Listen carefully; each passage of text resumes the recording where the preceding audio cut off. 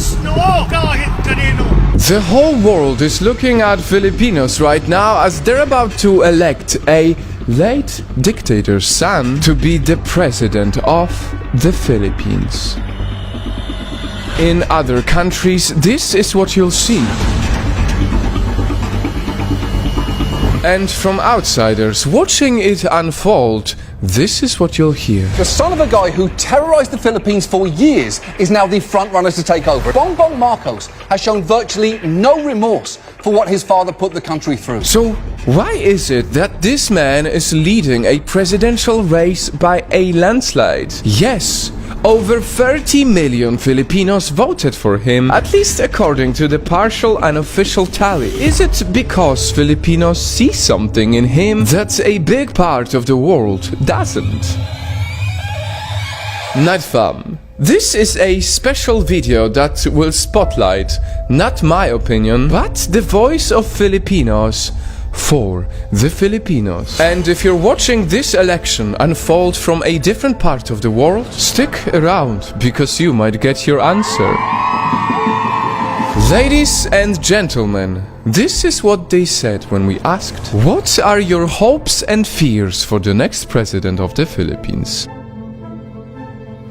One thing is definite, as it's often in the politics, there is a strong contrast in opinions. One side is already bracing for really dark times. It's a really dark time for the Philippines right now. I fear that disappearance, torture, politically detained, death, and other unlawful acts against our freedom and human rights might happen again. While the other is celebrating a bright future ahead. And as 30 plus millions of Filipino people voted for him, I don't think we have the reasons to be afraid of because, yes, majority of us believed in him. Mabuhay ang Pilipinas. There is no reason to be fear because our new elected president is chosen by the majority. And I hope that new administration will help all of Filipinos in call of needs and put some good plans in health, education, economy and infrastructure. It's almost like they're living in different realities, holding different sets of facts. How could I trust a leader who uses disinformation networks to promote himself, fake news, and trolls? How could I support a leader who never liked attending debates, never liked being criticized? There are no fears, as it is the beginning of new era, a new place for Filipino to arise from prostration and hope. And maybe that is why Marcos Jr.'s call for unity during his campaign has resonated with a lot of people who are simply tired with the so-called toxic division. I fear that the relationships, friendships that's been broken by the elections.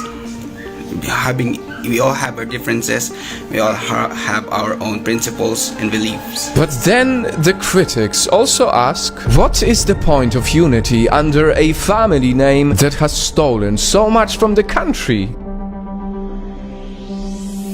My biggest fear for this election is to have a president that is stained with corruption and built by disinformation. I am genuinely scared to put back into position what the people back then ousted. To which Marcos supporters usually counter with two things. It is time to forgive what his family did and that he cannot be judged through his father's sins.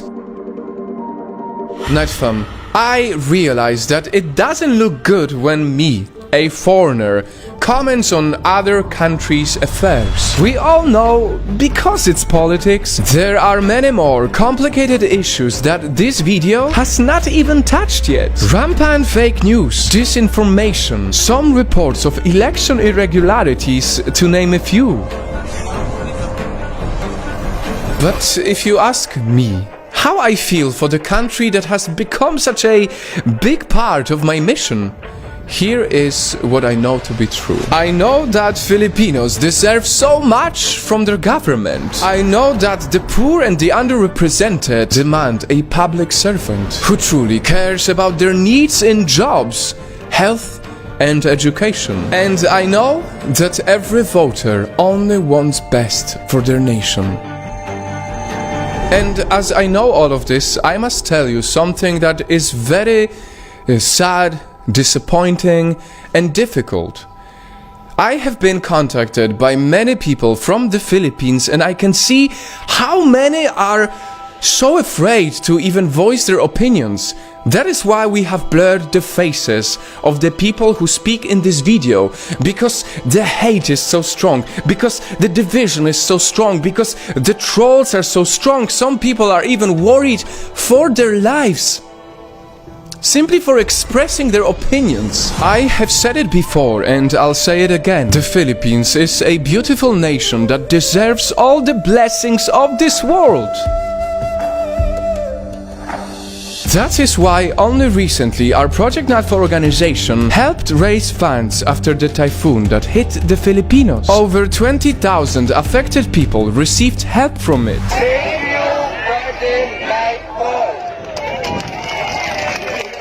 In that moment, in these big numbers, we saw a beautiful unity, and we hope that this type of unity will prevail no matter what, so that when the next elections happen, no one is scared for their lives in expressing their opinions about the future of their country.